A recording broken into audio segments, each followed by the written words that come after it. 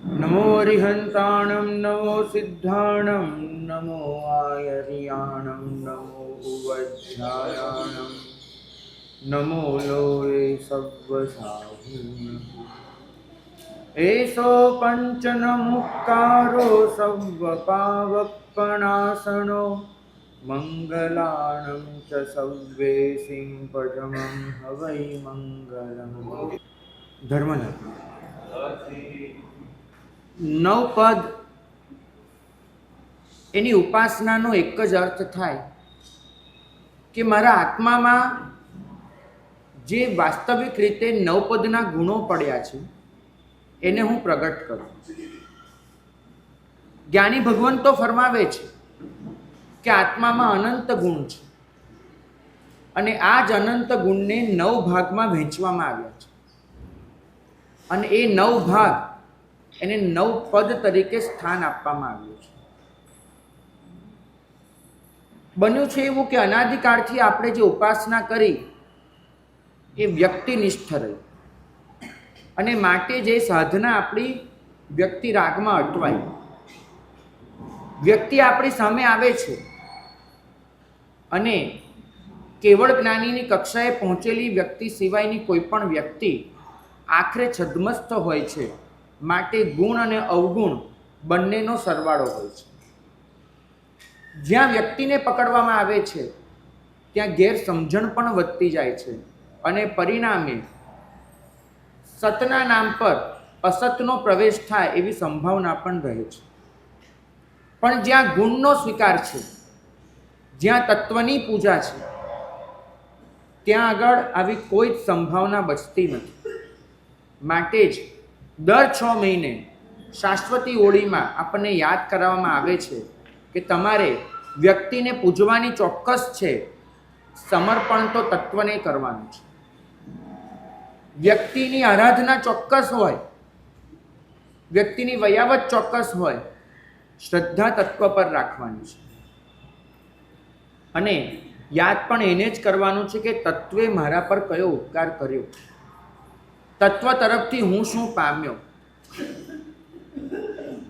ગુરુ જન્મો જન્મ બદલાતા રહેશે.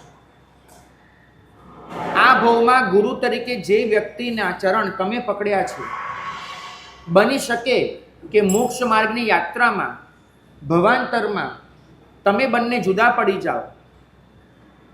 એ કોઈક અત્યંત ઉચ્ચ ગતિમાં હોય અને તમે તમારા સાધના માર્ગમાં કોઈક આજના કરતાં ઉચ્ચ ભૂમિકાએ પહોંચ્યા હો પણ છતાં એમનાથી અલગ હો, એવું બની શકે. અને એ સમયે તમને તમારી ભૂમિકાને અનુરૂપ બીજી કોઈ વ્યક્તિ ગુરુ રૂપમાં મળે, આ ચોક્કસ શક્ય છે. તો ગુરુ જન્મે જન્મે બદલાતા રહેશે, ગુરુ તત્વ અખંડ રહેશે. જો ગુરુના ચરણ પકડ્યા હશે તો છૂટી જશો. જો ગુરુ તત્વને ઝાલ્યું હશે તો એ તમને છેક આંગળી પકડીને મોક્ષ સુધી મૂકી જશે. આ 9 દિવસ તત્વને સમર્પિત થવાના દિવસ છે. વ્યક્તિ નિષ્ઠા કેળવવી સરળ છે, પણ વ્યક્તિમાં રહેલા ગુણોને ઓળખી એક તત્વ સુધી પહોંચવું દુષ્કર છે. દેવચંદ્રજી મહારાજ મહાવીર સ્વામી પ્રભુના સ્તવનમાં સ્પષ્ટ ફરમાવે છે કે સ્વામી ગુણ ઓળખી સ્વામીને જે ભજે, દર્શન શુદ્ધતા તે પામે. સમ્યક્ત્વની શુદ્ધિ એટલે દર્શન શુદ્ધતા ક્યારે મળે? તો ખાલી નથી લખ્યું સ્વામીને જે ભજે, સ્વામીને ભજવા પૂરતું નથી લખ્યું, એમને શરત કરી કે સ્વામી ગુણ ઓળખી. આખરે વ્યક્તિ પૂજાને બદલે તમારો તત્વ પૂજામાં પ્રવેશ કરાવ્યો.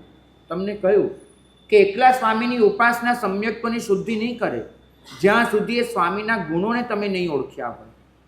9 પદ એ તમને અરિહંતને બદલે અરહંત્ય સુધી લઈ જાય છે. એ તમને સિદ્ધને બદલે સિદ્ધત્વ સુધી લઈ જાય છે. એ જ આ 9 પદનું મૂલ્ય છે. કોઈ પણ વ્યક્તિની અંદર જે સિદ્ધ બનવાની પાત્રતા રહી છે એનું સન્માન કરવાનો આજે દિવસ છે. આપણે જ્યારે નમો સિદ્ધાણમ કહી અને વંદન કરીએ છીએ ત્યારે નમો સિદ્ધાણમ વંદન મારે તમને પૂછવું છે કે નરક અને નિગોદમાં રહેલા પણ જે સિદ્ધ બનવાની પાત્રતા ધરાવનાર જીવ છે એને પહોંચે છે કે નથી પહોંચતા? પહોંચે છે. તો એનો એક જ અર્થ થયો કે તમે સિદ્ધને નમસ્કાર નથી કરી રહ્યા, પણ સિદ્ધ બનવાની પાત્રતાને નમસ્કાર કરી રહ્યા છો. ચોક્કસ મારી સામે એક જીવડું આવે કે મારી સામે કોઈ વ્યક્તિ આવે, એ કાલે સિદ્ધ બની શકે છે, એનામાં સિદ્ધ બનવાની પાત્રતા છે, પણ હું ત્યાં એને નમો સિદ્ધાણમ કહીને નમસ્કાર નથી કરી શકતો. વ્યવહાર માર્ગ સૂચવે છે કે જ્યાં આગળ સિદ્ધ બનવાની પાત્રતા એ પ્રગટ રૂપમાં છે ત્યાં નમસ્કાર. નિશ્ચય નહીં કહે છે કે સ્થૂળ કક્ષાએ હોય કે સૂક્ષ્મ કક્ષાએ, ફળીભૂત થઈ હોય કે ન થઈ હોય, જ્યાં પણ સિદ્ધ બનવાની પાત્રતા છે ત્યાં નમસ્કાર તમારા થવા જોઈએ. નમો સિદ્ધાણમ એ વ્યવહાર માર્ગનો નમસ્કાર નથી, નિશ્ચય નહીંના ઘરનો છે. માટે જે અનંત સિદ્ધોને પહોંચે છે. વ્યવહારથી નમસ્કાર એ જેમાં સિદ્ધ બનવાની પાત્રતા એ પ્રગટ થઈ ચૂકી છે ત્યાં જ જશે, પણ તમારો નિશ્ચય નહીંનો નમસ્કાર એ સિદ્ધ બનવાની પાત્ર ત્યાં જ્યાં સૂક્ષ્મમાં સૂક્ષ્મ સ્તરે પડી છે ત્યાં પણ તમારું સન્માન પહોંચાડશે. અત્યારે વ્યવહાર જ્યારે કરતા હો ત્યારે વ્યવહાર નહીં, અને 24 કલાક માટે હૃદયમાં નિશ્ચય નહીં. જ્યારે પણ નમસ્કાર મહામંત્રની ઉપાસના કરો, એક નવકાર પણ ગણો, ત્યારે નિશ્ચય નહીંના ઘરમાં પ્રવેશ કરવાનો અને નમો સિદ્ધાણમ બોલો, ત્યારે અનંત સિદ્ધ ભગવંતો સુધી તમારા નમસ્કાર પહોંચે. અનંત જીવોમાં રહેલી સિદ્ધ બનવાની પાત્રતાને હું સન્માન આપી રહ્યો છું, એ ભાવના કેળવવાની. ભાગ્યશાળી. વ્યવહાર રાશિમાં પ્રવેશ એક સિદ્ધ ભગવંતની કરુણાથી થાય છે, બરાબર? વ્યવહાર રાશિમાં પ્રવેશ જે થયો એ કોઈક સિદ્ધ ભગવાન એ આપણા માટે સિદ્ધ ગતિમાં પધાર્યા અને આપણને ત્યાંથી બહાર કાઢતા ગયા, એવો એક અત્યારે પ્રચલિત મત છે. પરંતુ બહુ મહત્વનો પ્રશ્ન મારે તમને કરવો છે કે વ્યવહાર રાશિમાં પ્રવેશ થયા પછી જે તમારો વિકાસ થાય છે, એ વિકાસ કરવામાં તો જે નિમિત્તભૂત બને છે ને, એ સિદ્ધ નથી હોતા, સિદ્ધ બનવાની પાત્રતા ધરાવનાર જીવો હોય છે. સિદ્ધ તમને વ્યવહાર રાશિમાંથી બહાર કાઢી શકે છે, પણ એ વ્યવહાર રાશિમાં વિકાસ તો સિદ્ધ બનવાની પાત્રતા ધરાવનાર જીવો કરી શકે છે.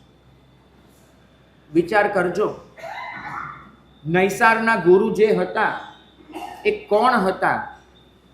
કેવી રીતે એમની દીક્ષા થઈ હતી? પોતે કઈ પદવીના ધારક હતા? પછી એમનું એ ભવમાં કે પરભવમાં શું થયું? તમારામાંથી કોઈને પણ આ હકીકતની કશી ખબર છે? નથી. મને પણ નથી ખબર. આ શાસને હંમેશા સર્જનને યાદ રાખ્યું છે, સર્જકને વિસરાવી દીધા છે. નૈસારમાંથી મહાવીર એક સર્જન હતું, સર્જક ભૂલાઈ ગયા, પણ મને આજે પણ હૈયું એટલું ગદગદ થઈ જાય છે કે એ મહાત્મા જંગલમાં ભૂલા પડ્યા છે, નૈસાર એમને લઈ આવે છે, મહાત્મા ગોચરીનો ખપ કરે છે, વાપરે છે, નૈસાર મૂકવા જાય છે.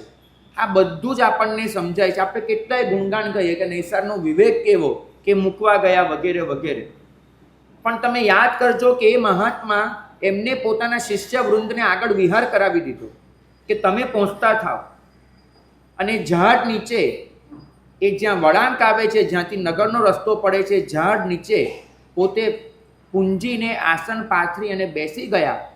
શિષ્યોને એટલું જ કીધું કે આને આ જીવે આપણને દ્રવ્ય માર્ગ દેખાડ્યો, હું એને ભાવ માર્ગ આપીને આવું છું. મારે એ કહેવું છે કે મહાત્માએ આ કરવાની જરૂર શી હતી? આ એમના કર્તવ્યમાં આવતું હતું? નહીં. આ એમની કોઈ સામાચારીનો ભાગ હતો? નહીં. આમ કરવું જરૂરી હતું? નહીં. એક સાધુ ભગવંતના માથે એવો કોઈ અરિહંતનો કોલ છે કે તમે જેને ગોચરી વોરો જેના હાથે દરેકને તમારે પમાડવાનું, એવું કોઈ કોલ છે? નથી. એ તો સાધુએ ધર્મલાભ આપ્યો, વસૂલ છે. પણ એ ક્ષણે એ ગુરુએ નૈસારમાં રહેલી સિદ્ધ બનવાની પાત્રતાનું સન્માન કર્યું છે, અને પાત્રતાના વિકાસમાં જો પોતાના તરફથી કોઈ યોગદાન આપી શકાય એ આપવા માટેનો પ્રયત્ન કર્યો છે. પરિણામ એ આવ્યું છે કે ગુરુએ ત્યાં પૂરી મહેનત કરી છે અને નૈસારને સમ્યક્ત્વ પમાડ્યું છે. એ ભવાંતરમાં પણ આ મોક્ષ માર્ગથી વિચલિત ન થાય એવું એનું સત્વ ઘડ્યું છે. એનામાં જે પાત્રતા અંદર પડેલી હતી, જે કોચલામાં હતી, એ કોચલાને તોડ્યું છે અને એની પાત્રતાને બહાર લાવ્યા છે. એની યાત્રાની શરૂઆત કરાવી છે, એનો એ પહેલો ભવ કરાવ્યો છે. કદાચ નૈસારનો જીવ નિગોદમાંથી બહાર આવ્યો, એમાં એક સિદ્ધ ભગવંતનો એના પર ઉપકાર હશે, પણ નૈસારનો જે વિકાસ થયો છે એમાં કોઈ સિદ્ધની કરુણા કામ નથી કરી ગઈ. સિદ્ધ બનવાની પાત્રતા ધરાવનાર જીવે બીજા જીવમાં રહેલી સિદ્ધ બનવાની પાત્રતાનો સ્વીકાર કર્યો છે, એમાં સહકાર આપ્યો છે, અને માટે જ એનો વિકાસ થયો છે. આજે નમો સિદ્ધાણમ બોલો ત્યારે અનંત જીવો સુધી તમારા નમસ્કાર પહોંચાડજો કે જે સિદ્ધ થઈ ચૂક્યા છે. તો એ સાથે અનંત જીવો સુધી તમારો નમસ્કાર પહોંચાડજો કે જેને તમારી અંદર રહેલી સિદ્ધ બનવાની પાત્રતા બહાર આવે, એનો વિકાસ થાય, એ માટે યોગદાન આપ્યું છે. ભાગ્યશાળી. પાત્રતાનો સ્વીકાર આપણને ગૌરવ અપાવશે. સ્વની પાત્રતાનો સ્વીકાર કરશો ને તો ગૌરવ આવશે, અને પરમા સિદ્ધ બનવાની પાત્રતાનો સ્વીકાર કરશો તો સન્માન જાગશે. બંને કરવાનું છે આજે એક સાથે. સ્વમાં રહેલી સિદ્ધ બનવાની પાત્રતાને પણ પહેચાનવાની છે, પરમાં રહેલી સિદ્ધ બનવાની પાત્રતા એને પણ સન્માન આપવાનું છે. એક તમને ગૌરવ આપશે, એક આદર આપશે. જ્યારે તમે મહેસૂસ કરશો કે સિદ્ધોહમ, હું પોતે સિદ્ધ છું. મંડન પરિવાર એનો કોઈ પણ સભ્ય સવારે ઉઠી અને પહેલો મંત્ર ગણતો હશે, પુત્રોહમ સર્વ સિદ્ધાના, સર્વ સિદ્ધ ભગવાન એનો હું પુત્ર છું, એનો જ અંશ છું. આ ભાવના જ તમને તમારી અંદર એક ગૌરવથી છલકાવી દેશે. એ તમને નબળા નહીં પડવા દે, એ તમને હીન નહીં પડવા દે. કેમ કે ભલે તમે સિદ્ધ ન હો, પણ તમારી અંદર જે વિલસી રહ્યું છે એ વાસ્તવમાં તો સિદ્ધ બનવાની પાત્રતાનો જ અંશ છે. તમે જ્યારે પ્રેમનું પ્રકટીકરણ કરો છો ત્યારે અર્હંત્યનો અંશ હોય છે, અને જ્યારે તમે તમારો વિકાસ સાધો છો ત્યારે સિદ્ધત્વનો અંશ હોય છે. અને જ્યારે તમે કોઈને એ યાત્રામાં સહકાર આપો છો ત્યારે તમે એની અંદર રહેલી સિદ્ધ બનવાની પાત્રતાના પ્રકટીકરણમાં તમારો સહયોગ આપી રહ્યા હો છો. હું કોઈને સિદ્ધ તરીકે જોઉં અને પછી એનો અનાદર કરું, એ શક્ય જ નથી. શક્ય જ નથી. કોઈનામાં પણ રહેલી સિદ્ધ બનવાની પાત્રતાનો સ્વીકાર એ તમને આપોઆપ એ જીવ માટે આદર પ્રેરશે. પછી તમે એના માટે હીનભાવ નહીં અનુભવો, એના માટે તમે તુચ્છકાર નહીં અનુભવો. મેં ગઈકાલે કહ્યું હતું, જળનો રાગ છોડવો એ સાધનાની શરૂઆત હોઈ શકે છે. સાધનાનો વિકાસ તો જીવ પ્રત્યેનો દ્વેષ છોડવાથી થાય છે. જળનો રાગ છોડવાની ખૂબ મહેનત કરી, જીવનો દ્વેષ છોડવાની મહેનત બિલકુલ નથી. જળનો રાગ તો છૂટી જશે, કેમ કે જળનો રાગ છોડો છો ને ત્યારે આ સમાજ તમને બહુ સન્માન આપે છે. તમે નક્કી કરો કે આખા વર્ષમાં હું ખાલી 2 જોડી કપડાં પહેરીશ, બીજા નહીં પહેરું, તમને આ સન્માન કેટલું મળશે તમને ખબર છે? લોકો કહે છે હા કેવો નિષ્પરિગ્રહી આત્મા છે, શું એની આ સંસાર પ્રત્યેની અનાસક્તિ છે. તો જળનો રાગ છોડો છો ત્યારે આ સંસાર તમને સન્માન આપે છે, પણ તમે જીવનો દ્વેષ છોડશો ને આ સંસાર તમને સન્માન આપવા નહીં આવે. કોઈ એમ કહે છે કે ભાઈ કેવી વ્યક્તિ છે, જે પણ મળે એના માટે હસીને એને પ્રેમ આપે છે, એવું કોઈએ કીધું, કોઈએ વખાણ કર્યા નહીં. જીવનો દ્વેષ છોડો, એને સન્માન નહીં મળે.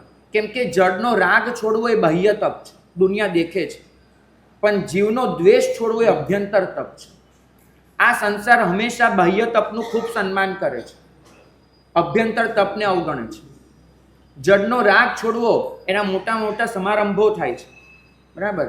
બાહ્ય તપના પારણાના સમારંભો હોય છે, અભ્યંતર તપના હોય છે નહીં. કોઈ માણસ માંસ ખમણ કરે એનું આપણે જાહેરમાં સન્માન કરીશું, પણ કોઈ જીવ 30 દિવસ સુધી રોજનું 10 કલાકનું ધ્યાન કરે એના સન્માન સાંભળ્યા તમે? નહીં. અભ્યંતર તપના સન્માન નથી થતા, કારણ કે અભ્યંતર તપનું સન્માન છે ને સ્વયં જ્ઞાની ભગવંતો કરતા હોય છે, દુનિયાએ કરવાની જરૂર નથી હોતી. દુનિયા બાહ્ય તપને પહોંચી લેશે, અભ્યંતર તપને જ્ઞાની ભગવંતો જોઈ લેશે. ભાગ્યશાળી. જળનો રાગ છોડવો એ બાહ્ય તપ છે, પણ જીવનો દ્વેષ છોડવો એ અભ્યંતર તપ છે. પેલું તપ તો આપણે ઘણું કરી શક્યા, જળનો રાગ છોડવાનું. જીવનો દ્વેષ, જીવ પ્રત્યેનો અણગમો એ મનમાં ક્યાંક ને ક્યાંક ઘૂંટાયેલો રહે છે, અને જે દિવસે આ છૂટે તે દિવસે સમજો તો તમે બીજા જીવમાં રહેલી સિદ્ધ બનવાની પાત્રતાનું સન્માન કર્યું. જો આ વસ્તુ નજરમાં આવી જાય, સાચું પૂછો, સાચું કહું છું, તમે કોઈ પણ જીવને જો સિદ્ધ તરીકે જોતા હો, તિરસ્કાર કરી શકો એ જીવનો, એના માટે અનાદર કરી શકો, એના માટે હીનભાવ અનુભવી શકો નહીં, એના માટે અણગમો મનમાં રાખી શકો ને રાખી શકો. ભાગ્યશાળી બીજામાં રહેલી સિદ્ધ બનવાની પાત્રતાનો સ્વીકાર કરવો અને ખુદમાં રહેલી સિદ્ધ બનવાની પાત્રતાને ઓળખવી, એ જ વાસ્તવમાં સિદ્ધ બનવાની પૂજા છે. બંને છોડવા પડશે. ભાગ્યશાળી જો આપણને અનેક તત્વોનો સહકાર ન મળ્યો હોત ને, તો આપણી સિદ્ધ બનવાની પાત્રતાનો વિકાસ જ ન થયો. જેને તમને આ મુપત્તિ કેમ પકડવી એ શીખવાડ્યું, જેને તમને આ મુપત્તિ 50 બોલથી કેમ પલવાય એ શીખવાડ્યું, એ શીખવાડનારે વાસ્તવમાં તમારી અંદર રહેલી સિદ્ધ બનવાની પાત્રતાનો સ્વીકાર કર્યો હતો અને માટે જે પાત્રતાના વિકાસમાં સહકાર આપ્યો હતો. જો એ તમારી અંદર રહેલી પાત્રતાનો સ્વીકાર ન હોત, સહકારની ભાવના ન હોત, તો કોઈ તમને શીખવાડે શું કામ? આજે એ અનંત જીવોને યાદ કરવાના છે. ગયા ભવના અનંત જીવો યાદ નહીં આવે, પણ આ ભવમાં જેને જેને તમારી અંદર રહેલી સિદ્ધ બનવાની પાત્રતાનો સ્વીકાર કર્યો અને તમને એ પાત્રતાના વિકાસમાં સહકાર આપ્યો, એ તમામને તમારા નમસ્કાર પહોંચાડશે. એટલું નક્કી માનજો કે એમના સહકાર વગર આપણે અહીં સુધી પહોંચ્યા જ ન હોય. ઉપાદાન તો ગમે તેટલું મજબૂત હોય, નિમિત્તોના સહકાર વગર એનો વિકાસ શક્ય નથી હોતો, બિલકુલ નથી હોતો. જો યોગ્ય રીતે મેળવણ નાખવામાં ન આવે તો દૂધ ફાટી શકે, દૂધ જામીને દહીં ન બને. યોગ્ય મેળવણથી જ દૂધ જામીને દહીં બનતું હોય છે. નિમિત્ત વગર ઉપાદાનની ગમે તેટલી યોગ્યતા હોય એ નિષ્ફળ જતી હોય છે. આપણને આપણા ઉપાદાનમાં રહેલી પાત્રતાના વિકાસ માટે અનેક નિમિત્તો જડ્યા છે, અનેક નિમિત્તો મળ્યા છે, અનેક નિમિત્તો ફળ્યા છે. જડ્યા પણ ખરા, મળ્યા પણ ખરા, ફળ્યા પણ ખરા. તો જ આપણે અહીં સુધી પહોંચી શક્યા, એ સિવાય આ વસ્તુ શક્ય જ નથી. તે નિમિત્તભૂત દરેક આત્મા એનું આજે સન્માન કરવાનું છે. નિમિત્તભૂત દરેક ઉપકરણ એનું સન્માન કરવાનું છે.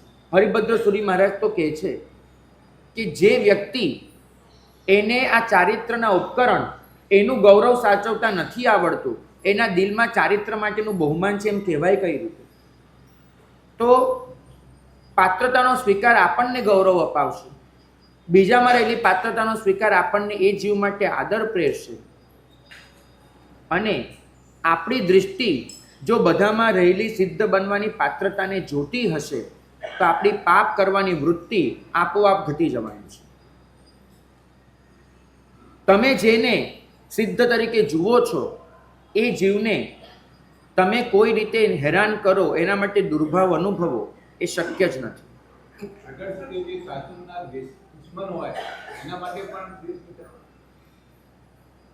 એકવાર આ પ્રશ્ન જોરથી બોલો, કેમ કે બધાને સંભળાય. બહુ મહત્વનો પ્રશ્ન છે અને આવો એક ઉત્તમ કક્ષાનો પ્રશ્ન પૂછવા માટે હું તમારું સન્માન કરું છું, પણ તમે આ પ્રશ્ન જોરથી પૂછો. પ્રગટ રીતે શાસનના જે દુશ્મનો હોય એના માટે પણ દ્વેષ નહીં કેળવવામાં ના થાય. ભાગ્યશાળીનો પ્રશ્ન છે કે જે પ્રગટ રીતે શાસનના દુશ્મન છે એના માટેનો પણ દ્વેષ નહીં કેળવવાનો. આ શાસન સ્પષ્ટ ફરમાવે છે કે શાસનના દ્વેષી માટે પણ દ્વેષ ન હોઈ શકે. એ શાસનનો દ્વેષી છે એના માટે પણ દ્વેષ ન હોય. એ જે કરી રહ્યો છે એનું નિરાકરણ ચોક્કસ હોય, એનો દ્વેષ ન હોય. વિષ્ણુકુમાર મુનિ એને જ્યારે નમૂચીની છાતી પર ત્રીજું પગલું મૂકી અને વિષ્ણુકુમાર એ નમૂચીને ધરતીમાં દાટી દીધો, ત્યારે પણ દેવોએ એમના કાનમાં એક જ વસ્તુ ફરમાવી છે કે શાંત બનજો. કેમ કે તમે સજા કરી શકો છો, દ્વેષ નથી કરી શકતા. ફરક સમજજો. જે શાસનના દ્રોહી છે એને સજા કરવાનો હક છે, કારણ કે એમનો જે દ્રોહ છે એને અટકાવવું જ પડે, શાસનની રક્ષા કરવી પડે. પણ એ સજા કરતી વખતે પણ એ જીવ માટે કરુણા હોય, દ્વેષ ન હોય. ન થાય. એ જ શીખવાનું છે. 5 દિવસ તમે વસ્તુપાલ કથા સાંભળી. 1 લાખના ડોકા ઉતારી લે માણસ, એ કઈ રીતે સિમંદર સ્વામીનો વંશજ બની શકે? સિમંદર સ્વામીના સિંહાસન પર બેસી શકે, એ કઈ રીતે તદ્ભવમાં મોક્ષ જઈ શકે. તમને હું એક ખાલી આમ દાખલો પૂછું, વસ્તુપાલ કાઢી નાખું ને તમને કહું કે એક જીવ એવો છે કે 1 લાખના ડોકા ઉતાર્યા છે અને એ ચરમ શરીરી બનવાનો છે, તમને ગળે પણ ઉતરશે? પણ એનું કારણ છે, સજા ચોક્કસ છે, દ્વેષ નથી. જેને સજા થઈ રહી છે એના માટે પણ હૈયામાં હાડોહાડ કરુણા ભાવ છે. અરે જૈન શાસનની આ તો બલિહારી છે. બાકી જૈન શાસનને પામવાનો મતલબ શું છે? કે તમે સજા કરતા હો છતાંય તમે નિર્મળ હો, તમે કોઈને અટકાવતા હો છતાં એના માટે દ્વેષ ભાવ ન હોય, તમે કોઈને રોકતા પણ હો છતાં એના માટે તિરસ્કાર ન હોય. માત્ર એટલું જ અહીંયા પાપની નિંદા કરવી કબૂલ છે, પાપી માટેનો દ્વેષ કબૂલ નથી.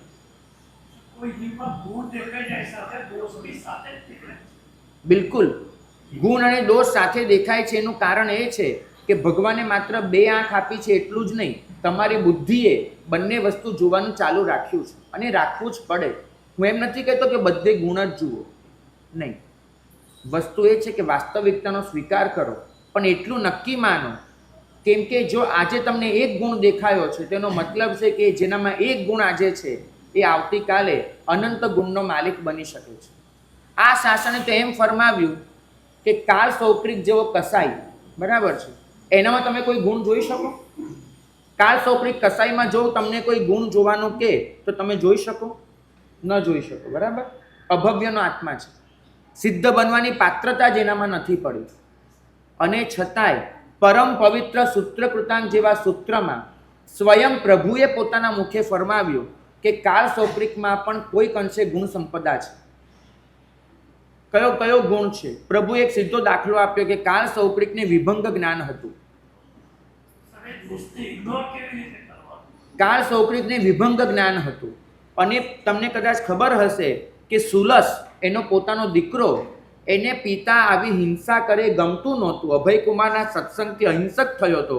તો એક દિવસ એને સવારે ઉઠીને કામ એ કર્યું કે જે પેલા 500 પાડા હતા જેને મારવા માટે આજના દિવસમાં કાળ સૌપ્રિકે ભેગા કરેલા, એ 500 પાડાને એને ભગાડી મૂક્યા. એ સુલસ એ 500 પાડા એને જંગલમાં છોડી દીધા, અને એ જંગલમાં 500 પાડા જડે નહીં. કાળ સૌપ્રિકે 500 પાડા કઈ રીતે શોધી કાઢ્યા? વિભંગ જ્ઞાનના બળથી. એને પોતાનો વિભંગ જ્ઞાનનો ઉપયોગ મૂક્યો અને એક પાડાને શોધીને લઈ આવ્યો અને મારી નાખ્યો. આપણને સમજાય છે કે વિભંગ જ્ઞાન પણ એની સંસાર વૃદ્ધિનું કારણ બની રહ્યું છે. પણ હવે તમે આખી વાતને એક જ્ઞાની ભગવંતના દૃષ્ટિકોણથી જુઓ.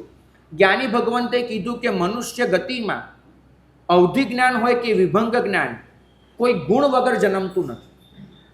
આખરે કોઈ ગુણ હોવો જોઈએ કે જેના બળે તમે જ્ઞાન પ્રાપ્ત કરી શકો, બરાબર. આપણને આશ્ચર્ય થાય, ભલે મલિન તો મલિન, પણ અવધિ જ્ઞાન મળે આ કાળ સૌપ્રિકનું? આશ્ચર્ય થાય. વિભંગ જ્ઞાન એને મળી જાય. એનું કારણ લખ્યું છે કે કાળ સૌપ્રિકમાં પણ ધર્મ હતો. અવધિ જ્ઞાનનો મલિન પ્રકાર, મિથ્યાત્વ સહિતનું અવધિ જ્ઞાન એ વિભંગ જ્ઞાન છે. જે અવધિ જ્ઞાન સંસારની વૃદ્ધિનું કારણ બને એ વિભંગ જ્ઞાન, જે અવધિ જ્ઞાન સંસારની હાનિનું કારણ બને એ અવધિ જ્ઞાન.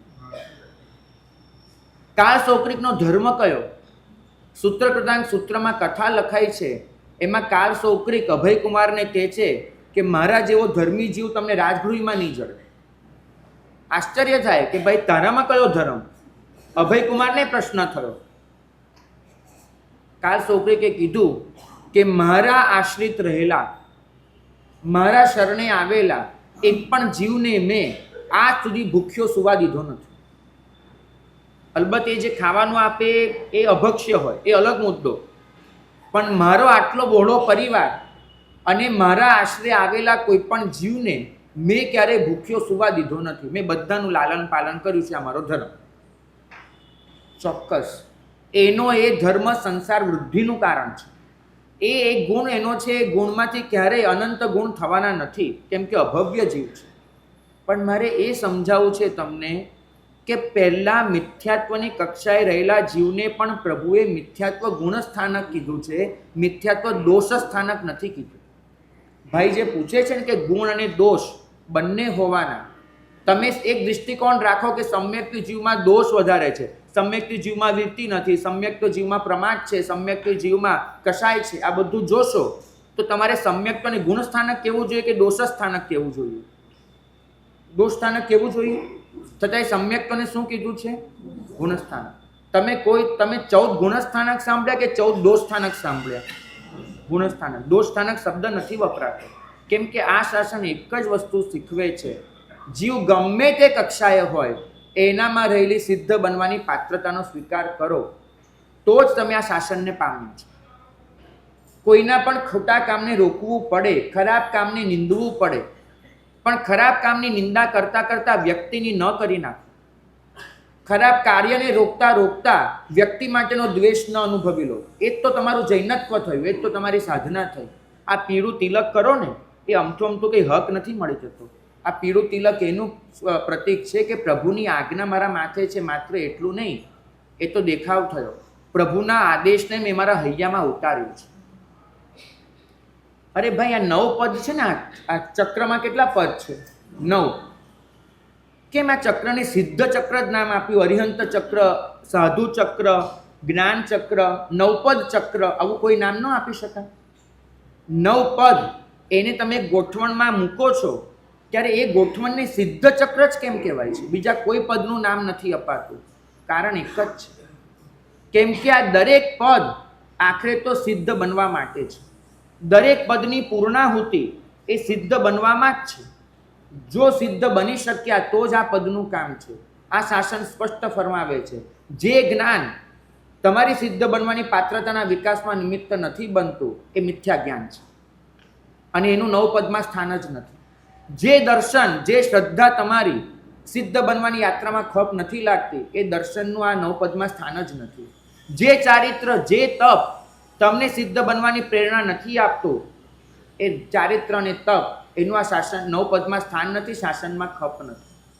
એ જ સાધુનો 9 પદમાં સ્વીકાર છે જે સિદ્ધ બનવાની મહેનત કરે છે. એ જ ઉપાધ્યાયનો 9 પદમાં સ્વીકાર છે કે જે સિદ્ધ બનવાનું શીખવાડે છે. એ જ આચાર્યનો 9 પદમાં સ્વીકાર છે કે જે આચાર્ય આપણને સિદ્ધ બનવાની પ્રેરણા પૂરી પાડે છે. સિદ્ધનો આમાં સ્વીકાર છે કે જે સિદ્ધત્વને પ્રગટાવી ચૂક્યા છે. એ જ અરિહંતનો સિદ્ધ ચક્રમાં સ્વીકાર છે કે જે અરહંત્ય સઘળાય જીવોને સિદ્ધ કેવી રીતે બની શકાય એના માટેનો એક પરમ ઉપદેશ આપે છે. ભાગ્યશાળી. આખી યાત્રા એ સિદ્ધ બનવા પર કેન્દ્રિત છે. સિદ્ધ ચક્રના કેન્દ્રમાં ભલે અરિહંત બેઠા હશે, કેમ કે આ બધું દર્શન આપણને એમને કરાવ્યું છે, પણ સિદ્ધ ચક્રના મસ્તક પર તો સિદ્ધ જ છે. તમે જો સિદ્ધ ચક્રના મસ્તકને જોવા જશો સૌથી ટોચ પર તો સિદ્ધ જ બેઠા છે. આપણે હંમેશા કેન્દ્ર તરફ જોઈએ છે, ટોચ તરફ નથી જોતા. તમે જોશો ટોચ ઉપર બેઠી છે, 8 પદ એની નીચે બેઠા છે. 8 પદ સિદ્ધના ચરણોમાં સમર્પિત છે. માટે આ સિદ્ધ ચક્ર છે. ભાગ્યશાળી. તમારી દરેક સાધના એ સિદ્ધ બનવાની યાત્રા સ્વરૂપે હોવી જોઈએ. નિયાણ શલ્યથી જો બચી શકીશું તો જ આ પદ સુધી પહોંચી શકીશું. નિયાણું અને નિયાણ શલ્ય વચ્ચેનો ફરક સમજજો. તમે ભૂતકાળમાં કોઈ સાધના કરીને આવ્યા અને અત્યારે એ સાધનાને વટાવવા બેઠા, એ સાધનાનો સોદો આદર્યો તો એ નિયાણું છે. મેં પૂર્વમાં ચારિત્રનું પાલન કર્યું, પૂર્વમાં વૈયાવચ કરી, પૂર્વમાં તપ કર્યું, પૂર્વમાં કાયોત્સર્ગ કર્યો, કંઈ પણ કર્યું, અને અત્યારે હું એનો કુદરત સાથે સોદો કરું છું કે મારી સાધનાના બદલામાં મને આ મળે તો એ નિયાણું છે. બરાબર. આ જીવનમાં કેટલી વાર થાય? એકવાર, વધુમાં વધુ એકવાર. પણ નિયાણ શલ્ય ડગલે ને પગલે ખટકનારી વસ્તુ છે. સાધના કરતી વખતે જે ભૌતિક ઈચ્છા પડે એ નિયાણ શલ્ય છે. કારણ કે તમે દરેક ક્ષણે સાધનાને સોદા તરીકે વાપરી રહ્યા છો. હું આ કરું અને મને દેવલોક મળે, હું આ કરું અને મને સદગતિ મળે, હું આ કરું અને મને સુખ મળે, હું આ કરું અને મને આ મળે. આ નિયાણ શલ્ય છે. અને આ જ નિયાણ શલ્ય સિદ્ધ બનવાની યાત્રામાં સૌથી મોટું બાધક તત્વ છે. કેમ કે લક્ષ્ય હટ્યું તમારું. સિદ્ધ પદની યાત્રા હતી એ હવે તમારી ભૌતિક યાત્રા બની ગઈ. નિયાણ શલ્ય એ ક્યારે પણ તમારી સાધનાને સિદ્ધ બનવા તરફ આગળ નહીં વધવા દે. બહુ સરસ વાત આવે છે. ઓલા ચક્રવર્તી પાસે પેલો બ્રાહ્મણ ગયો છે ચક્રવર્તીના જીવનમાં ભૂતકાળમાં બ્રાહ્મણનો કોઈ ઉપકાર છે અને માટે એ ચક્રવર્તી બ્રાહ્મણને ઓળખી જાય છે અને ખૂબ જ મૃદુતાથી એ બ્રાહ્મણને કહે છે કે તમારે જે માંગવું હોય ભૂદેવ મારી પાસે માંગી લો. હવે ચક્રવર્તી 6 ખંડનો માલિક, 32,000 દેશનો રાજા, એ રીઝે તેની પાસે શું મંગાય? એકાદ દેશ માંગી લેવાય ને, કઈ નાનું મોટું સામ્રાજ્ય માંગી લેવાય, ઓછામાં તો ન કરાય. અને પેલો ભૂદેવ એને ચક્રવર્તી પાસે શું માંગ્યું? ભોજન. મને રોજે એક ઘરે ભરપેટ ખાવાનું મળે, બસ મને એટલું વરદાન આપો. તમારા ઘરે, આના ઘરે, આના ઘરે, આના ઘરે રોજે એક ટાઈમ ભરપેટ ખાવાનું મળી જાય, બસ એ માંગવું છે. ચક્રવર્તી સિંહાસન પરથી ઊભા થઈ ગયા. પેલા ચક્રવર્તી આપવા બેઠો છે, મારું સ્ટેટસ જોઈને તો કંઈક માંગ. બીજા કોઈ આવી માંગણી કરી હોત ને તો મેં ડોકું કાપી નાખ્યું હોત. ચક્રવર્તી પાસે માંગવાની પણ કોઈ રીત હોય. પેલો ચક્રવર્તીને કહે કે ખાવાનું આપવું હોય તો આપને, તો હું કહી દઈશ બધાને કે ચક્રવર્તીને આપવું નથી. સંતોષી જીવ. જો પોતાની વાતનો બચાવ કરવાની રીત શોધવી અને પાસેથી શીખવું. ચક્રવર્તી કે ભલે તમારો ઉપકાર છે તમને આપી દો. ચક્રવર્તીએ આપ્યું. આપણને આ કથામાં એવું અનેક વખત થાય કે ભૂદેવની જગ્યાએ આપણે ઊભા હોઈએ અને આપણને કોઈ ચક્રવર્તી આવું કે તમે શું માંગો? પેલા એ માંગ્યું તો ન માંગો ને, એના પર હસવું આવે કે નહીં? અને એનાથી વધારે દયા આવે એની પર કે ચક્રવર્તી આપવા બેઠો હતો અને શું માંગ્યું ભાઈ? તે બુદ્ધિ તો ચલાવવી હતી. અને જ્યારે ચક્રવર્તી બોલે કે મારું સ્ટેટસ જોઈને માંગ ભાઈ, આવી માંગણી કરે એ પણ મારું અપમાન છે, તો ત્યારે આપણને લાગે કે આ ચક્રવર્તી કેટલું સાચું બોલે છે, એવું લાગે કે નહીં?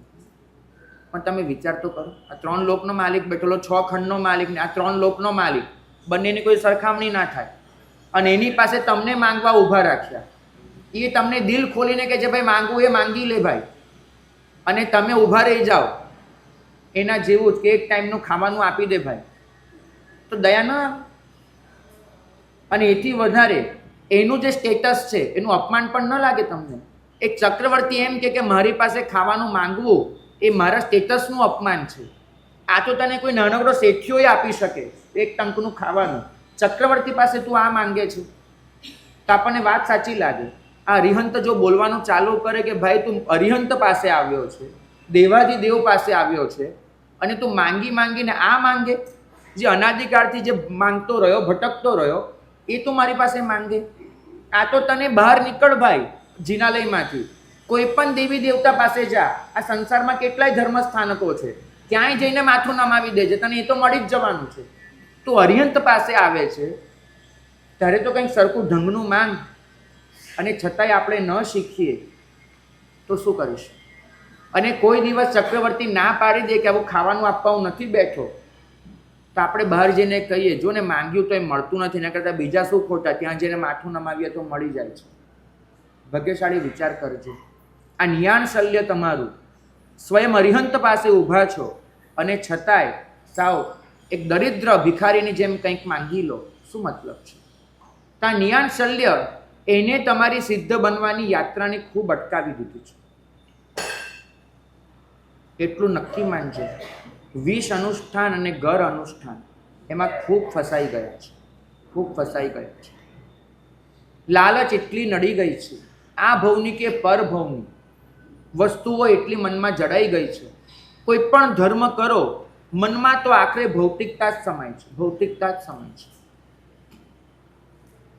એક વસ્તુ સમજજો આજના દિવસે, તુમ સુખ એક પ્રદેશનું રે, નવી માવે લોકાકાશ. આનો આ પંક્તિનો ખરેખર અર્થ સમજ્યા છો? સિદ્ધ ભગવંતો જેમને પોતાના અનંત સુખને પ્રગટ કર્યું છે, અનંત સુખને, એ સિદ્ધ ભગવંતોના અસંખ્ય આત્મા પ્રદેશમાં જે અનંત સુખ છે એમાંથી કોઈ પણ એક આત્મા પ્રદેશને બહાર લો, એક આત્મા પ્રદેશને બુદ્ધિથી છૂટો પાડો. વાસ્તવિકતામાં સંભવિત નથી, પણ એક સિદ્ધ ભગવંતના એક આત્મા પ્રદેશના સુખને બહાર કાઢો બુદ્ધિથી, અને એ સુખ, જાણે તમે છે ને કબાટમાંથી સાડી બહાર કાઢી, પેલી થપ્પી કરેલી સાડી બહાર કાઢી, અને એ સાડી જે થપ્પી કરેલી હોય એને તમે આમ ખુલ્લી કરીને પાથરો તો કેટલી ટાઇલ્સ ભરાય? બરાબર, હવે 5-6 ટાઇલ્સ ભરાય કે નહીં? વધારે ભરાતી હશે. એ જ રીતે એ સિદ્ધ ભગવંતોનું આ એક આત્મપ્રદેશમાં જે સુખ હતું એને ખુલ્લું કરી અને પાથરો તો કેટલું ફેલાય? તો કે આ 14 રાજલોકમાં ન સમાય. 14 રાજલોક એમાંય સુખ સમાય નહીં એટલું સુખ એક એક આત્મપ્રદેશે એક એક સિદ્ધ ભગવંત લઈને બેઠા છે. અરિહંત અને સિદ્ધ, અરિહંત હવે સિદ્ધ બન્યા છે. ભાગ્યશાળી તમામ દેવોનું સુખ, તમામ મનુષ્યોનું સુખ, ભૂતકાળના તમામ દેવોનું સુખ, ભૂતકાળના તમામ મનુષ્યોનું સુખ, ભવિષ્યકાળના તમામ દેવોનું સુખ, ભવિષ્યકાળના તમામ મનુષ્યોનું સુખ, આ બધા સુખનો ઢગલો કરો. એક અન્ય ગ્રંથમાં આ રીતે કલ્પના આપી છે. 3 કાળના તમામ દેવો, પેલું અનુત્તરનું વિમાનનું પેલું વર્ણન વાંચીએ ને, આમ પેલા ઝુમ્મર હોય, એક 64 મણનું મોતી ને 32 મણના, અને આમ કેવા આમ સુખની કલ્પના થાય. એ બધા જ સુખનો ઢગલો કરો અને તમામ એ ઢગલાને તમે અનંત વખત ગુણી નાખો, અનંત વખત, તો પણ એક સિદ્ધના એક આત્મપ્રદેશમાં રહેલા સુખના અનુભવને સ્પર્શી ન શકે. પણ આ ગળે નહીં ઉતરે, કેમ કે અનુભવ નથી. એક વાત સમજવાનો પ્રયત્ન કરજો, બહુ જ બુદ્ધિપૂર્વક વિચારજો. તમારી પાસે જો વિચારવાની ક્ષમતા હશે તો જ આ મુદ્દો પકડાશે.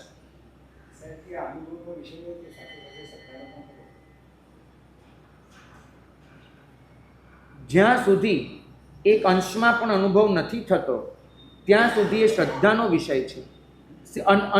સિદ્ધ ભગવંતનું અનંત સુખ એ અપુનર્બંધક માટે માત્ર શ્રદ્ધાનો વિષય છે. સમ્યક્ત જીવ માટે અનુભવ પ્લસ શ્રદ્ધાનો વિષય છે. કારણ કે સમ્યક્ત્વ પ્રાપ્તિના કાળે જે અપૂર્વ આનંદ થતો હોય છે એ અપૂર્વ આનંદ વાસ્તવમાં સિદ્ધ ગતિમાં રહેલા અનંત આનંદનો જ એક અંશ હોય છે. એટલે સમ્યક્ત જીવ એ અનુભવ કરીને બેઠો છે, માટે એના માટે અનુભવ પ્લસ શ્રદ્ધાનો વિષય. અપુનર્બંધકની અનુભવ નથી થયો, માટે એના માટે માત્ર શ્રદ્ધાનો વિષય.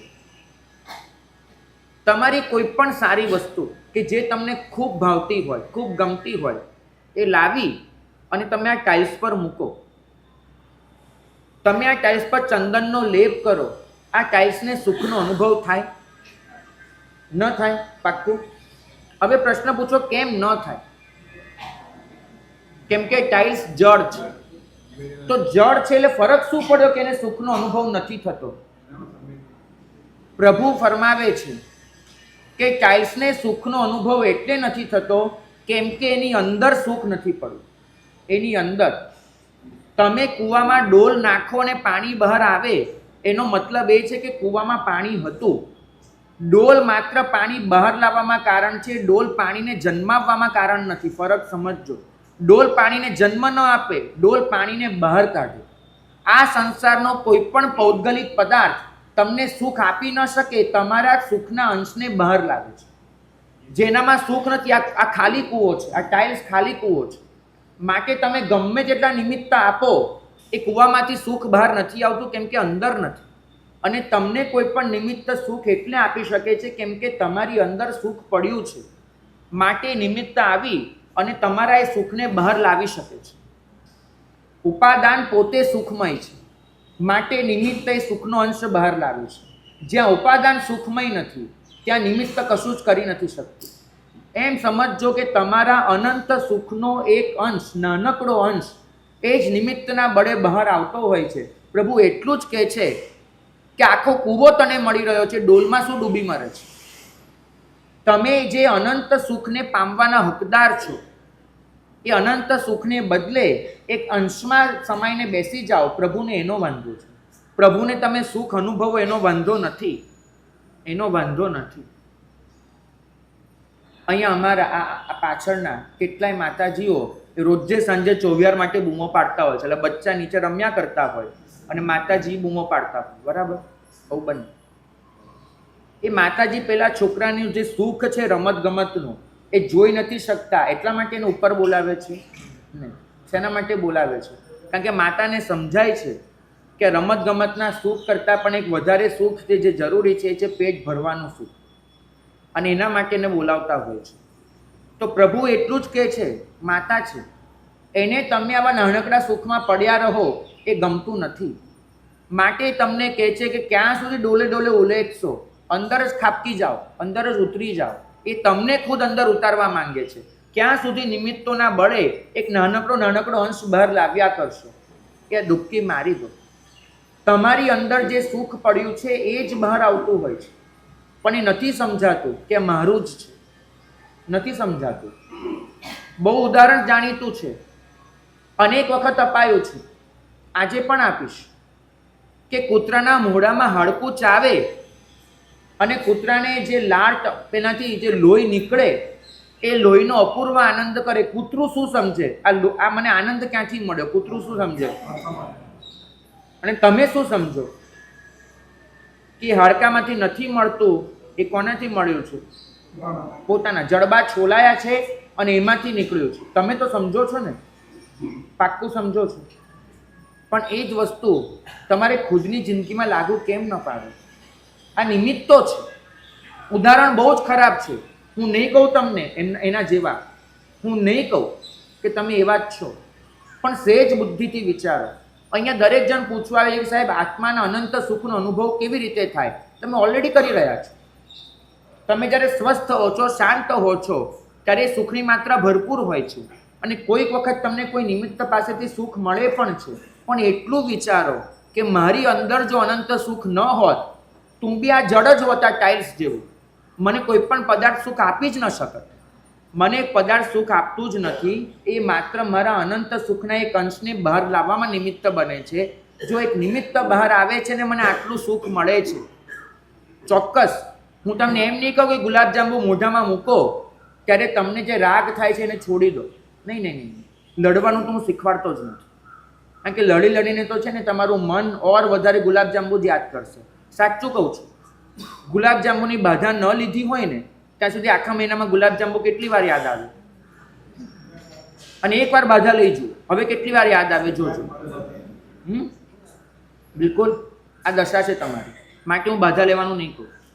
હું તમને સીધું જ સમજાવીશ કે ગુલાબજાંબુ જ્યારે મોઢામાં મૂકો ને ત્યારે એટલો વિચાર કરો કે મને આ ગુલાબજાંબુ જો આટલું સુખ આપી શકે છે, આટલું સુખ એ એક અંશને બહાર કાઢી શકે છે ને તો પણ મને આટલો રાજીપો થાય છે, તો મારું અનંત સુખ વાસ્તવમાં કેવું હશે? તમામ સુખને અનંત ગુણ્યા પછી મળતું સુખ કેટલું મોટું હશે? હરિભદ્ર સુરી મહારાજ એની પાસે તમારા જેવો એક જીવ આવ્યો, આવીને બેઠો અને હરિભદ્ર સુરી મહારાજને પૂછ્યું કે સાહેબ અનંત સુખ એટલે શું? મને કંઈ સમજાતું નથી. હરિભદ્ર સુરી મહારાજે કીધું બેટા સમજાવો, પણ પહેલાં મને કે પેટ ભરીને આવ્યો કે ખાલી ખાલી આવ્યો છે? પેટ ભરીને આવ્યો છે ને? તો કે સાહેબ હા. આમાં તો ચર્ચામાં કલાકો નીકળી જાય, તો શાંતિથી જમી કરીને જ આવ્યો પેટ ભરીને. તો કે બસ બેટા હવે મારે તને પૂછવું છે કે કિમ ફલોન નાદિ સંભોગ, તું જે ખાઈને આવ્યો એ અન્ન વગેરેનો સંભોગ, એ તે જે ખાધું એનું તને ફળ શું મળ્યું? કિમ ફલો નાદિ સંભોગ. પેલા એ જવાબ આપ્યો બુભુક્ષાદિ નિવૃત્ત, મારી ભૂખ દૂર થઈ. આનું સૌથી મોટું ફળ કયું? મારી ભૂખ દૂર થઈ. બરાબર. હરિભદ્ર સ્વામીએ આગલો પ્રશ્ન પૂછ્યો, તન નિવૃત્તે ફલમ કિમ સ્યાદ. એ ભૂખ દૂર થઈ તો તને શું મળ્યું? એની નિવૃત્તિ થઈ એનાથી તને શું મળ્યું? તો કે સ્વાસ્થ્યમ. હું સ્વસ્થ હતો, ભૂખ લાગી એટલે અસ્વસ્થ થયો, પેટમાં પડ્યું એટલે પાછો સ્વસ્થ થયો. સ્વસ્થતા, અસ્વસ્થતા, સ્વસ્થતા, અને પાછી ભૂખ લાગશે એટલે અસ્વસ્થ થઈશ, પાછું એ પૂરાશે એટલે સ્વસ્થ થઈશ. તો કે કોઈ પણ ભૂખ વગેરે દૂર થાય એનાથી મળે છે સ્વસ્થતા. હરિભદ્ર સુરી મહારાજે કીધું તેશામ તું તત્સદા.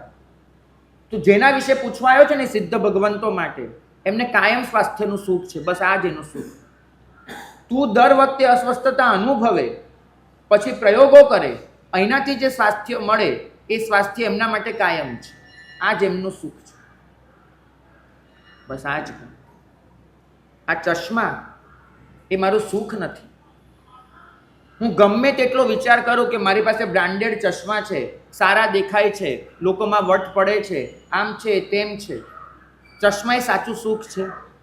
સાચું સુખ કયું છે? ચશ્મા પહેરવાની જરૂર જ ન હોવી. આપણે બધા છીએ કે ચશ્માનું સુખ સમજ્યા છીએ, સારા ચશ્મા હોવાનું સુખ સમજ્યા છીએ, ચશ્મા ન હોવાનું સ્વાસ્થ્ય તો સમજ્યા નથી. સાચું સુખ ચશ્મા ન હોવામાં છે. એ જ રીતે સાચું સુખ સ્વસ્થતામાં છે. પૂતગલ તમારી અસ્વસ્થતાને દૂર કરે છે. પૂતગલ તમને સ્વાસ્થ્ય ન આપી શકે. સ્વાસ્થ્ય તો તમારી અંદર છે. ભાગ્યશાળી જ્યારે ઉમાસ્વાતી ભગવંત ફરમાવે છે ઇહૈવ મોક્ષ સુવિહિતાના, સુવિહિત જીવો માટે અહીંયા જ મોક્ષ છે, ત્યારે એ એટલું જ કહે છે કે જે સ્વસ્થ છે એને અંદરથી સુખનો ઝરો પ્રગટે છે. જે સ્વસ્થ છે એને અંદરથી જ એ સુખનો દરિયો ઉછળે છે. એને પછી સુખ શોધવા માટે પૂતગલના શરણે નહીં જવું પડે. એને સુખ શોધવા માટે વિષયોની આગમાં અટવાવું નહીં પડે. એને પછી સુખ શોધવા માટે વાસનાના ચક્કરમાં ભમવું નહીં પડે, કેમ કે એને જડી ગયું છે. હું ખરેખર કહું છું, ગુલાબજાંબુનો પ્રતિકાર ન કરો, પણ ગુલાબજાંબુ ખાતી વખતે બસ એ જ વિચારી લો કે જો એક અંશનું સુખ આટલું મને આનંદ આપી શકે છે તો અનંત સુખ કેટલું આપી શકે. તમારી ગુલાબજાંબુ ખાવાની ભાવના જ વિસરાઈ જશે. બહુ સાચું કહું છું. ભાગ્યશાળી આજે એક સાધર્મિક ભક્તિ આપણે શીખવાની છે. દરેક જીવમાં રહેલી સિદ્ધ બનવાની પાત્રતા એને કેવી રીતે બહાર લાવી શકાય, બસ એ સાધર્મિક ભક્તિ કરવી છે. આ સૌથી ઉચ્ચ કક્ષાની સાધર્મિક ભક્તિ છે. આપણું શાસન એને અનુકંપાનો સ્વીકાર ક્યારેય નથી કર્યો. અત્યારે તમે જે રીતે અનુકંપા કરો છો, આ શાસને એ અનુકંપાને માન્ય ક્યારેય નથી કર્યું. એમને કીધું છે કે લૌકિક આચાર છે, એ અપુનર્બંધકનો ધર્મ છે. સમ્યક્વી જીવની કરની આ છે જ નહીં અનુકંપા. શ્રાવકની કરની આ છે જ નહીં. શ્રાવક એની એક જ મહેનત હોય, અનુકંપા કરે તો પણ એક સાધન રૂપમાં કે બીજા જીવમાં રહેલી સિદ્ધ બનવાની પાત્રતાનો હું વિકાસ કરી શકું, એમાં હું નિમિત્ત બની શકું. એની અનુકંપા એ બીજા જીવમાં રહેલી સિદ્ધ બનવાની પાત્રતાના વિકાસ માટે જ હોય. દયાને આ શાસનમાં સ્થાન નથી, કેમ કે દયા કરનારો જીવ બીજાને બિચારો ગણશે, બીજાનો અનાદર કરશે, એ બીજાને પોતાનેથી હીન ગણશે. તમે જે ક્ષણે વિચાર કરશો ને કે હું એને આપનાર છું, એ ક્ષણે તમે પોતાની જાત માટે અહંભાવ અનુભવશો, બીજા માટે તુચ્છકાર અનુભવશો. સાચું, દયા હંમેશા તમને બીજા જીવને નીચો દેખાડે છે. માટે જ આ શાસને દયા શબ્દ વાપર્યો જ નથી. એને તો એટલું જ કીધું ભાવ કરુણા. તમારી અનુકંપા પણ એક સાધન હોય. વાસ્તવમાં તમે એ જીવના મનને ખુશ કરીને એના દિલને બદલવાની મહેનત કરતા હો, એ જીવની ભૌતિક આકાંક્ષાઓને પૂરી કરીને એને આધ્યાત્મિક માર્ગની યાત્રા કરાવતા હો, તો જ અનુકંપા માન્ય છે. બાકી આ શાસને અનુકંપાનો સ્વીકાર નથી કર્યો. એને એક જ વસ્તુ સમજાવ્યું કે તમે કોઈને આપીને એને વધુ વિચારો બનાવશો, એને જ્યાં છે ત્યાંનું ત્યાં જ રાખશો.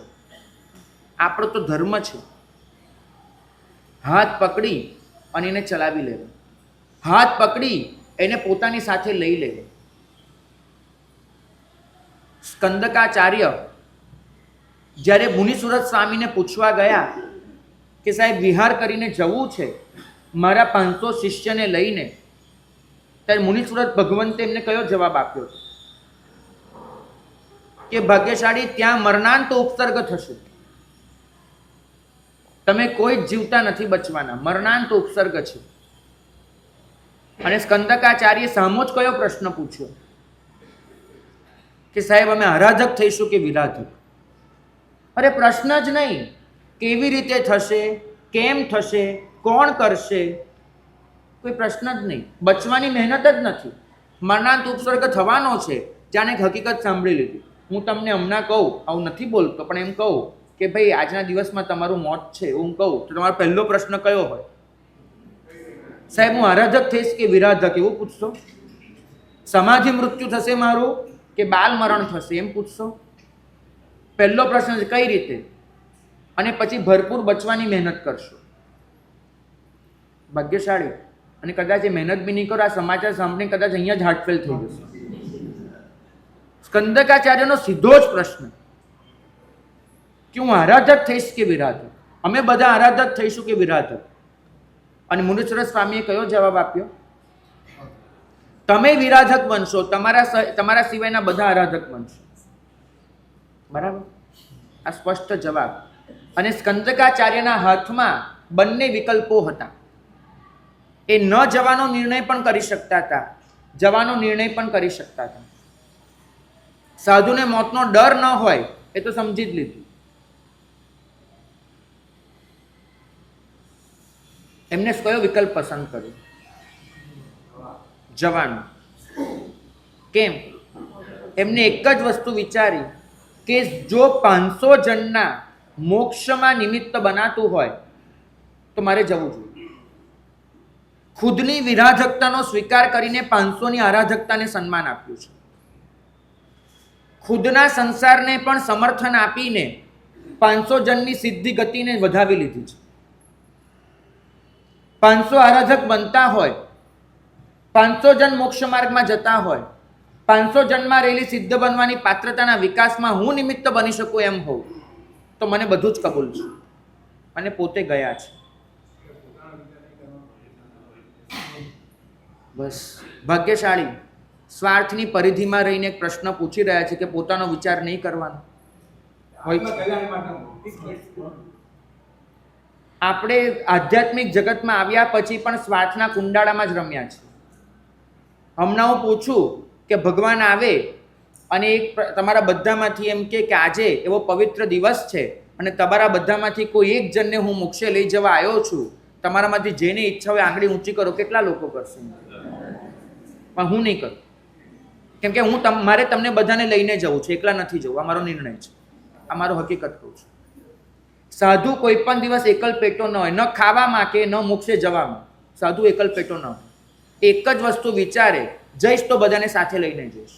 કેમ કે આ તો સહયાત્રા છે. એવા મુંડ કેવલી ભગવંતો કે જેમને માત્ર પોતાનું વિચાર્યું, પોતાની આરાધના કરીને મોક્ષે પધારી ગયા. પણ એની સામે છે તીર્થંકર ને ગણધર ભગવંતો, એની સામે છે આચાર્ય અને સ્થવિર ભગવંતો, જે પોતાની સાથે એક બહોળા સમૂહને લઈને મોક્ષે પધાર્યા. ભાગ્યશાળી. આ તો સાથે ચાલવાની યાત્રા છે. સ્કંદકાચાર્ય એ સમયે એ નિર્ણય લઈ શક્યા હોત કે મારે નથી જવું તો 500 જણનો મોક્ષ અટકી પડત. કદાચ નિયતિના ઘરમાં લખ્યું હોત તેમનો થઈ જાત મોક્ષ, પણ સ્કંદકાચાર્યના નસીબમાં એ પુણ્ય ન હોત કે 500 જણની સિદ્ધ બનવાની યાત્રામાં એમને પોતે સહકાર આપ્યો. આનાથી મોટી સાધર્મિક ભક્તિ હું આ શાસનમાં જોઈ નથી શકતો. ખુદની વિરાધકતાનો અંગીકાર કર્યો છે, પણ 500 જણ મોક્ષે જઈ શકે છે એને વધાવી લીધું છે. કેમ કે ક્યાંક લાગણીના બંધન નડી જાય છે. 499ની હત્યા થઈ ત્યાં સુધી પોતે વિરાધક નથી બન્યા, પણ છેલ્લે માત્ર એક લાગણી જીતી ગઈ. એક આટલું નાનકડું બચ્ચું, એક નાનકડા બાળ મુનિ, એમને માત્ર એટલી જ અરજ કરી, અને એ અરજમાં પણ છે ને મને રડવું આવી ગયું છે. એમને પેલો આ બાલ મુનિ છે એને એટલું જ પૂછે છે. તમે વિચાર કરો, એ બાલ મુનિની ઉંમર શાસ્ત્રમાં કેટલી લખી છે ખબર છે? 9 વર્ષ.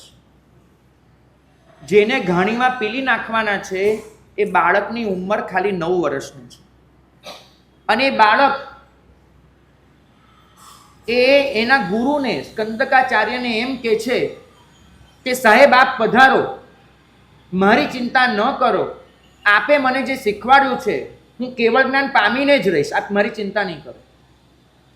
9 વર્ષની ઉંમરે ઘાણીમાં પીલાઈ જવાનું હોય, આવી રીતે તમારા તડતડ થઈને ખોપડી ફાટી જવાની હોય, લોહીને માંસના ફુવારા ઉડવાના હોય, અને છતાં એ બાળ મુનિ આ શાસનની બલિહારી જુઓ. સ્કંદકાચાર્યને એમ કહે છે કે સાહેબ આપ કદાચ મારું મૃત્યુ ન જોઈ શકો એવું આપ કહો છો, આપનું મારા પ્રત્યેનું વાત્સલ્ય હું સમજું છું, આપ મારું મૃત્યુ ન જોઈ શકો.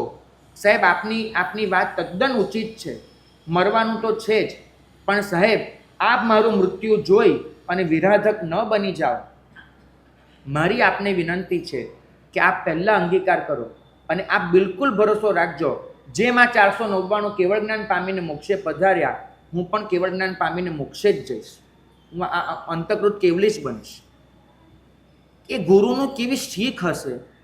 બીજા જીવમાં રહેલી સિદ્ધ બનવાની પાત્રતાનો કઈ હદનો સ્વીકાર કર્યો હશે, એમાં કેવો સહકાર આપ્યો હશે, અને ખુદમાં સિદ્ધ બનવાની પાત્રતા છે એનો પેલા બાલમુનિને કેવો અખંડ બોધ હશે. કોઈ ડર નથી અને વચન છે કે હું જઈશ.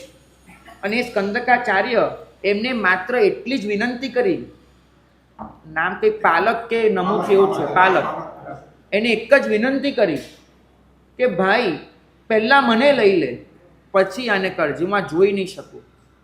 અને પાલકે એક જ કીધું, ક્રૂર અટ્ટહાસ્ય કરીને, કે હું આ 500ને મારવા નથી બેઠો, તમને દુઃખ આપવા બેઠો છું.